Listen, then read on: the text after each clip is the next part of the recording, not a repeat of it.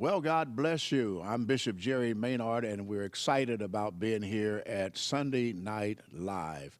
God has blessed us to have some very interesting guests to come, people who have been involved in multiple of things to enhance the lives of people, show that there's interaction between the church and the community, and to find ways in which we can continue to offer a better way of living for mankind. We do know this is the earth and the Lord has made it. We accept the fact that it is ours to make of it what we want and to receive from the things here on earth as they have been given. And so I'm glad tonight to come to you again with yet another special guest who is going to be sharing with us in the areas of where he is active and actively involved in the pursuit of making sure that all of us in the world, or all of us in the United States, and or all of us right here in Davidson County will receive the best that life has to offer, and that best obviously can be realized if we put our thoughts together and energies expended together, we can come up with what we need to have. So I'm glad to have Sam Kirk with us today, and he's going to share with us many things. And of course, we do know that we have questions that are going to come, and we will answer those questions. But Sam Kirk, it's good to have you here with us today, and we're glad for you. And perhaps you can tell people who Sam Kirk is. They probably already know, but why don't you let the people know who you are? Well, Bishop Maynard, thank you for having us tonight. I moved here to Nashville from Texas in 1986, and I've been here now. I'm a pastor in the area. I pastor the Lord's House Ministry. We founded a program here in North Nashville called Youth About Business, teaching young people about the world of business and preparing them with unique skill sets so that they could compete in the American dream and participate in the American dream. And I think many people know, that work of Youth About Business, but also I'm a pastor here. And also I work with a group of the local business owners called the Bordeaux Business Coalition. So those are the three major things that I spend my time doing. Well, that's a great thing, and I know that in either of those, a lot of time is expended because it all three of those address many things, and so you're kind of out there doing a whole lot of work. And once this is settled, then there's something else, and once that's settled, then there's yet something else. As a pastor of the church, you've been pastoring since 1986? No, actually started pastoring in 1992.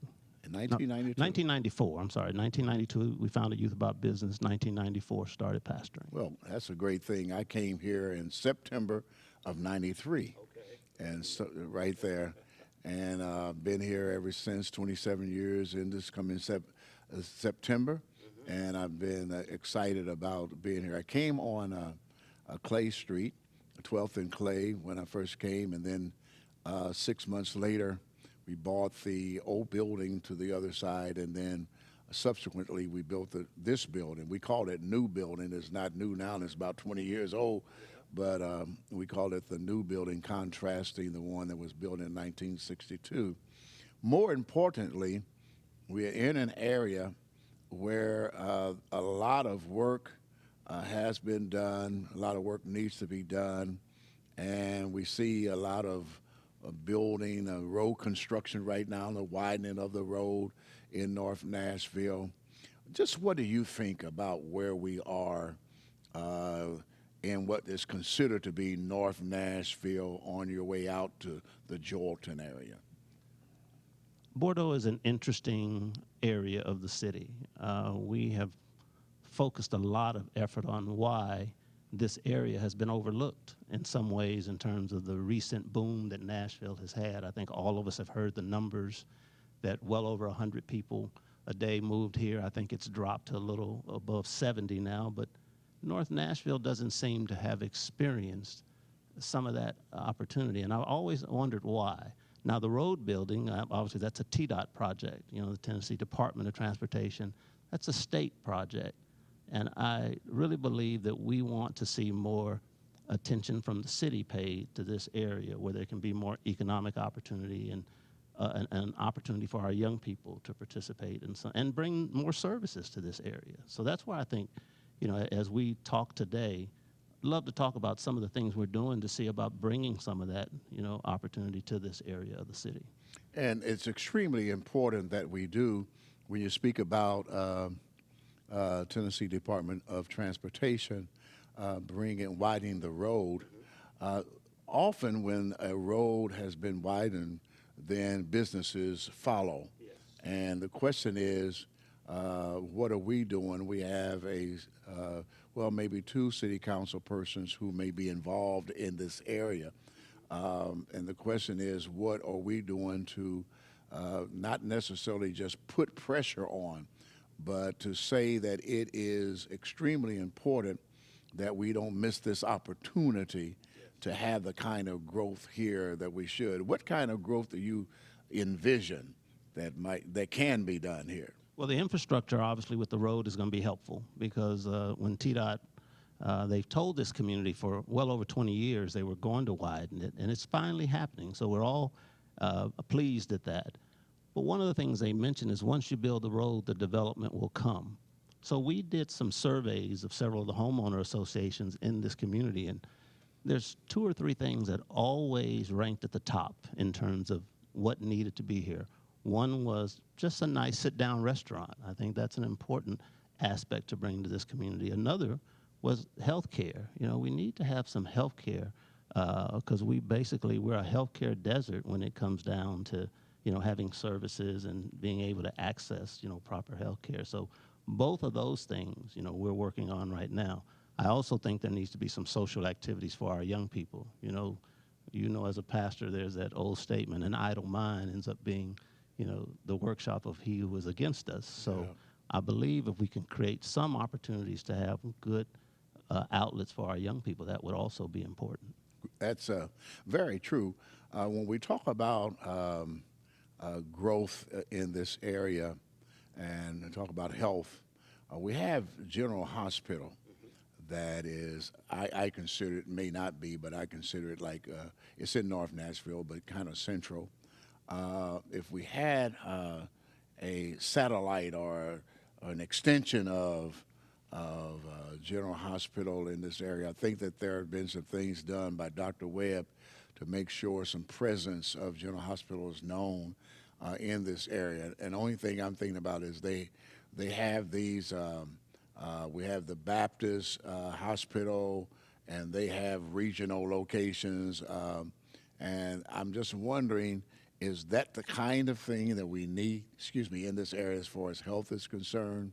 Or are you speaking beyond that? I certainly think that's a start. I've met with Dr. Webb, and, his model is an amazing model. He has a model called the chronic care model, where a lot of it is preventive, a lot of it is to ensure that you get the proper care. In the recent ratings, they received an A rating with the model that General is now employing. So I do believe we need a health care satellite. If you look at, as you mentioned, Baptist, if you look at St. Thomas, if you look at Vanderbilt, most of them grow through some satellite presence. This would be an ideal community for a Nashville General to establish that type of center, healthcare operation. And in talking with them, they would like to bring a variety of services to this community. And so I know that there's an interest on their part. So hopefully that can happen, and the community we've had a couple of meetings with the community, and the community has embraced it. And they thought it would be very good to have that kind of healthcare service. That would include everything from imaging to podiatry. There's a lot of different things that they've looked at bringing to this area. Yes. One of the things that just continues to come up. As a pastor, you deal with it, I do too. And that is in those areas where we're predominantly black or predominantly minority, period, we seem not to get the dollars that other parts of the community get. And the question is, how do we shake loose the funds from the government so that our communities can receive. And obviously that will help us in what we're trying to do with regard to education, employment, et cetera. Well, Bishop, here's one thing I think is very important, is I believe we should have a hand-up philosophy and not a handout philosophy. And by that I mean the government can be inspired to help us if we begin the process of pooling some of our resources and doing some things on our own. And I think there's an initiative going forth in this community where several, businesses, churches, individuals have said, let's participate in the revitalization of this community. I think many times that would be helpful. There's no question we sit in District 1 right now holding this meeting. It's the largest district in the county. It's amazing. And it does not receive its fair share of taxes. So those taxes should come. So we should hold our politicians, local, state, all of them accountable to this area. But I think we should be a part of the initiative of getting it started. I really do. You seem to come from the thought that I had given to me when I was just a youngster. I think I might have been 5 years old or maybe 6 when I heard it first. If you take one step, he'll take two. And so it sounds like what you're saying, if we engage ourselves collectively in bringing revitalization to this area, perhaps then we can count on the government and other entities to join us in so doing. What would you think we could do in this community if all of the money was available? We had all the money we needed, both private and public. What do you see? I believe we could create a modern, tech-centered environment in this community. I think we could begin the type of training that is relevant to what the new world is going to need. It's so interesting. If you look at the restaurant industry, it will forever be impacted now. I come out of a corporate background, and so we did a lot of analysis and looked at growth and strategy. The restaurant industry will now have to move to some kind of tech model, even for every restaurant you go into, you now have to download the menu through a QR code. I think if we had all the money available, we could properly prepare our next generation of business leaders. In fact, I'm meeting with some of them to talk to them about, as you continue to grow your business, put online training in place. If you look at what happened with education at the beginning of this COVID, and they had to shut down the economy, education wasn't ready to go to online and virtual. I think those are the kinds of initiatives that we should put in place, with having the opportunity to train every generation how to become tech savvy. I think that the restaurant that I'd like to bring out here, or that I'd like to be in discussions with, would create a very modern environment that you walk into, maybe even using a lot of the services of your cell phone. So there's just a lot of opportunity that can come if we would prepare a relevant type, infrastructure for our community to participate in. Sure. When you say that, a scripture comes to mind, and that is one that I've been teaching on now for the past 4 sessions here at the church, and that is in the book of Joel, the 1st chapter, the 2nd verse. And the question that Joel asks of the people of Judah is, have you ever seen anything like this before? Has your fathers seen anything like this? Well, since your answer is no, you need to tell your children about it, and your children's children, and their children. And my statement to you today and question also is, have you ever seen anything like this? Of course, there's been history, there's been virus. In history, there's been racism. In history, there's been economic deprivation, segregation. But all of it at one time is different. And when you speak about what we need to do and you start talking, that just triggered my mind on that scripture, that we have all of these things that we are facing. You're a pastor, I'm a pastor, and then I have 41 churches under me in the jurisdiction for which I have oversight. Um, how do we get all of us to do what you are suggesting so that we can address these issues? There's so many of them now, but we can address these issues. And you cannot say that the coronavirus has to take second seat, or you can't say race relations take second seat. All right, we had a tornado, and I think it did take second seat. I think it did. But you got all these things that are here. How do we collectively address those issues because they're so paramount? I believe we have to create new systems and have a paradigm shift. If you look at what happened with the George Floyd issue, it pulled back the cover on that issue of, because George Floyd was a man. He wasn't a black man, in my estimation. That was a man. Now, he happened to be black.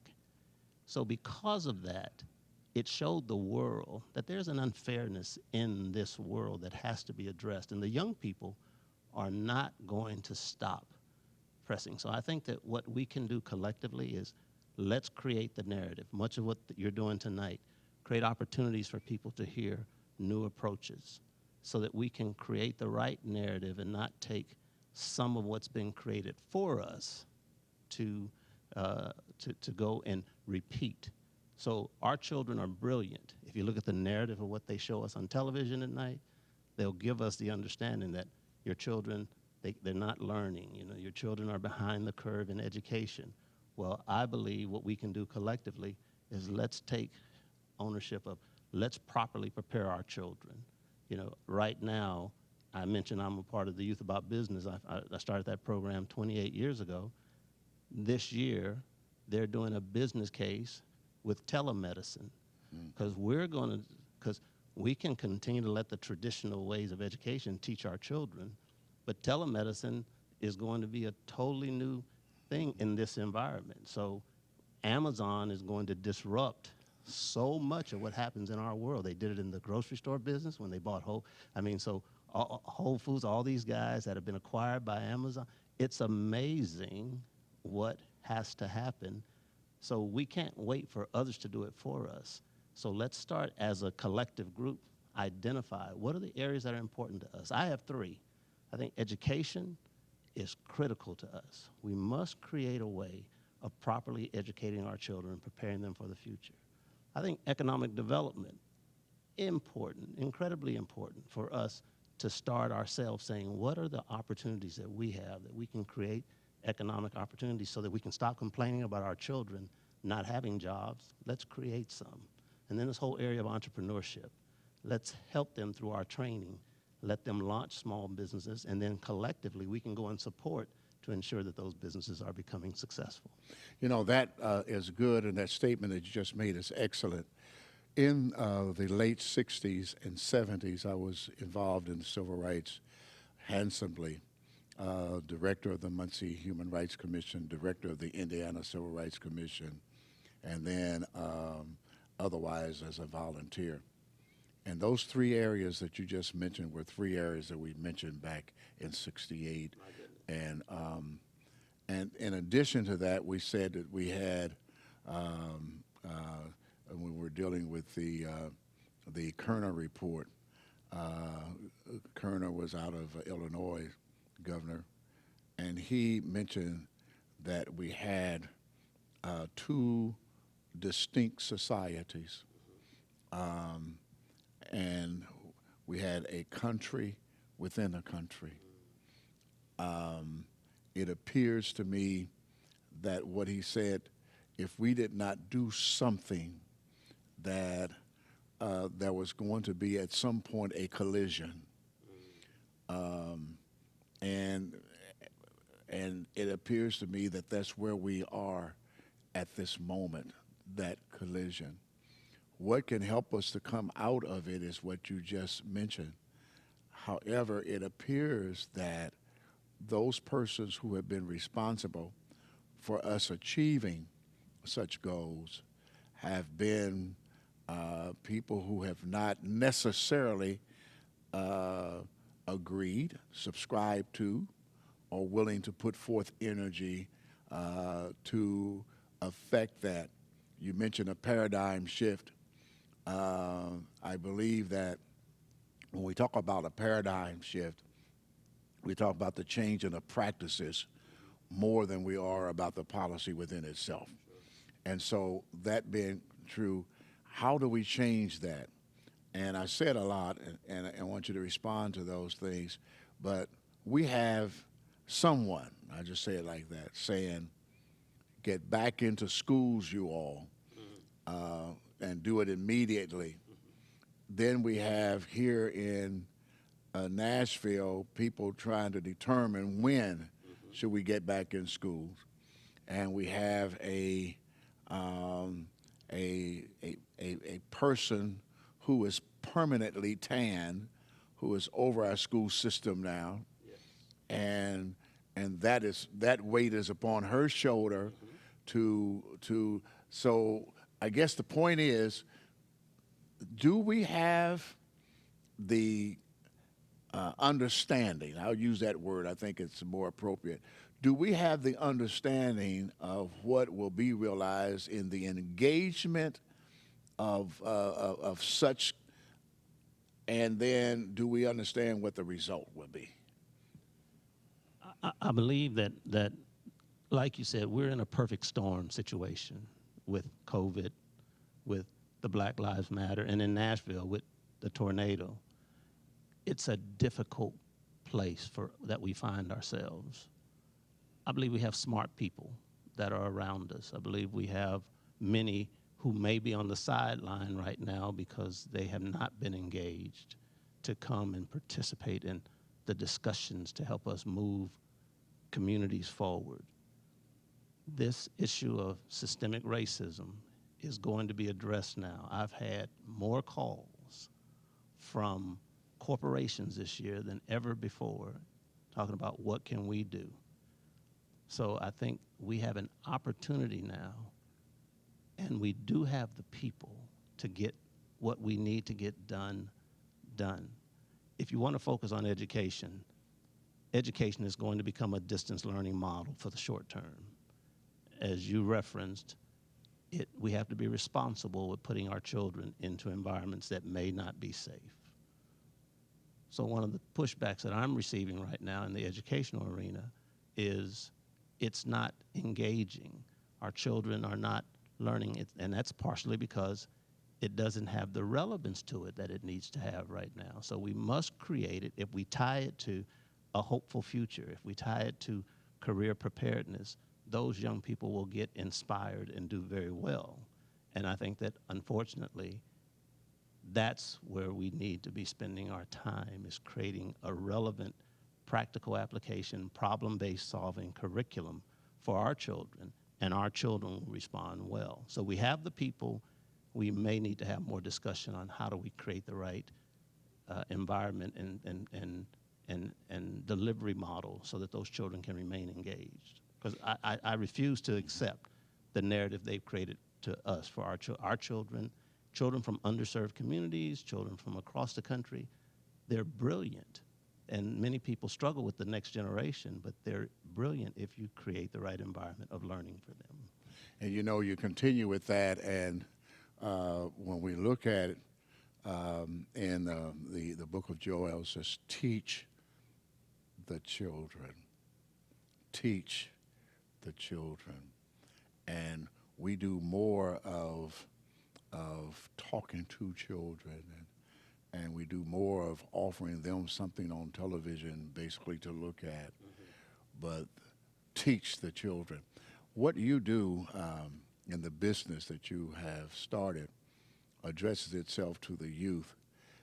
Can you, and you've done it tonight, I've heard what you said, and you have really done it, but can you elaborate a little more on what you're actually doing in the business that you have with regard to youth?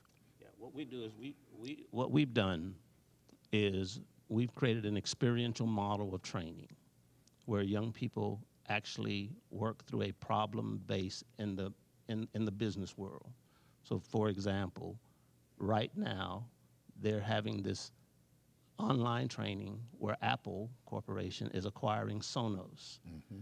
They're working with accountants and they're working with bankers and they're working with attorneys to understand what processes go to make that happen. Now, what you find in the children when that you demystify the world for them, because many of the young people that come from all across, we work with kids from private schools, we work with kids that go to public schools, charter schools, we work with all children. And many of them have no idea of what makes America work. So participating in the American dream is what all parents want their children to do. So we created this model. Up until this year, we did the training over at Vanderbilt, or we do it at Emory University or Columbia University up in New York. This year, because of the perfect storm, we're doing it all virtual. It has been amazing to see how the light goes on for them as you start to demystify the world that they're going to inherit. And they have to use analytical skills. They have to work in diverse teams. Everything that's going to happen for them to become successful, we replicate it in our business model. Is there an age limit? We work with young people from 10 to 18. To be in the advanced part of the program that I just explained, they have to be a freshman in high school. Okay. But the younger people, we start teaching them entrepreneurship very early. There are young people in this city that came through our program that are now doing amazing work. One of the gentlemen with Slim and Husky. Slim was in Youth About Business for 4 years when he came through high school. Paige Brown with Brown Design, she's doing international weddings. She was in Youth About Business in high school because you begin to show them very early how to have good communication skills, how to think about business, how to solve a business problem. And they take that and apply it to their lives and their careers, and they come out and they become successful. Without getting into your personal business as it relates to your company, is that a spring off the church that you're doing? Was that an entity in and of itself? If so, is the church sponsoring it? Or you have other sponsors? And if there's somebody out there that says, tonight, boy, I just got through hearing Sam talk, and I got plenty of money for him. How do they? Yeah, we have a national sponsorship base. To me, the church covers everything that we do because the core of the church is to introduce people to the kingdom of God, kingdom living. How do you live successfully in this world? You know, Jesus came preaching, and he said, the kingdom of heaven is at hand. He wanted people to understand your life. I came that you could have life and have it more abundantly.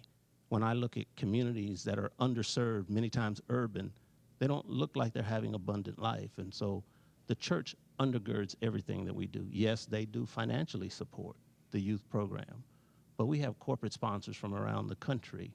Nestle this year just became a sponsor. Moody's is a sponsor. Sony is a sponsor. These companies have said, I understand their reason, because they said, we want the kind of talent that's being produced in a program like that. Because when you take a 15-year-old, you hand them a 10K and say, demystify this 10K. Most of them have never, many adults don't know what a 10K is. And you start them early, and then you help them understand this SEC document is what's going to help you learn how to value a company and ultimately work out a business problem that this program is going to give you. It's very unique training. So anyone that would love to sponsor, and we always are in need of great sponsors because those sponsorship dollars help us to scholarship students from underserved communities whose parents normally couldn't afford a program of this nature. Tell us again how that they can get involved. Give them either your email address or give them some information so that they can follow up. Certainly, you can reach us at youthaboutbusiness.org. That's our website, youthaboutbusiness.org. You can certainly reach out to us through our phone number, 615-299-8097. We have the Twitter and all those things, but I'm not the techie, so I'll let the younger people do that part. But the best way to contact us is youthaboutbusiness.org. I would like to say one thing as we're closing here. We are going to hold a town hall meeting on economic development in Bordeaux on Monday at 3510 West Hamilton. We'd love to invite all of you in the area or across the city to join us. 3510 West Hamilton, there's an economic development town hall. Praise God. You know, it's been great and refreshing. Sam Kirk or Pastor Sam Kirk. It's been a blessing to have you here and to explore the things that we have and to share as you have shared with us. And I want you all to know that it's always great to come into your places of viewing and listening to talk to you about things that are so important to our community. We enjoy being on at Sunday Night Live right here at 6 o'clock. And next Sunday, we want you to join us again because we'll continue to bring to you some of Nashville's best, and we'll discuss those things that are so important to us all. Let me remind you of this. Cathedral of Praise is located in one place, and that's at 4300 Clarksville Pike. However, though geographically we're not in the same place, we are where you are.